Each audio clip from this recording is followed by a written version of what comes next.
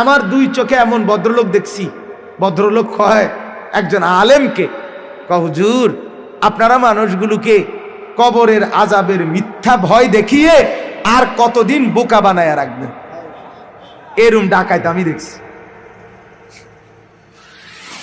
এমন জানোয়ার আমি নিজে দেখছি।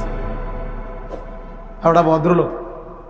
ওয়ানা'লামু মা তুওয়াসওয়িসু বিহি নাফসু, বান্দা শোনো, তোমার অন্তরের ভিতরে, অন্তরের মনি কুঠুরিতে ভেতরে তুমি যেই কল্পনা, কামনা, বাসনা, যে আকাঙ্ক্ষাগুলো তুমি লালন করো, আল্লাহ বলেন ওইগুলো পূর্ণ আমি জানি।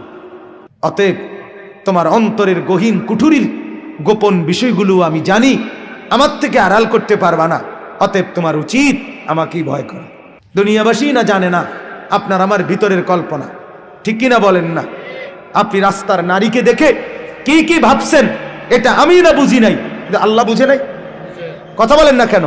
আপনি উলঙ্গ ছবি দেখে, নর্তকীর নাচ দেখে কি কি কল্পনা করছেন, অসভ্য কল্পনা, এটা দুনিয়াবাসী না বোঝে নাই, আল্লাহ বুঝে নাই।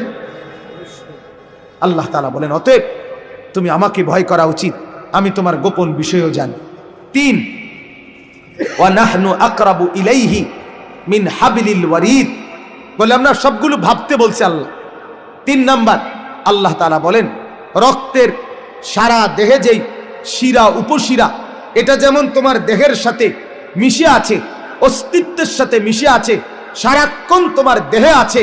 আল্লাহ তাআলা বলেন আমি রব্বুল আলামিন তোমার সারা দেহের প্রবাহমান শিরা উপশিরা, রক্তের শিরা উপশিরা সবগুলো চাইতেও সারাক্ষণ আমি তোমার তার চাইতে বেশি কাছে থাকি, কাছে আছি।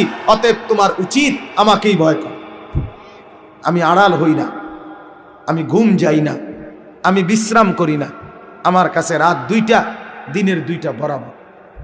নওজোয়ান, রাত 2টায় তুমি ডানে বামে তাকিয়ে দেখছো মা ঘুমায় গেছে, বাবা ঘুমায় গেছে, পাড়াপড়শি ঘুমায় গেছে, কেউ জেগে নাই।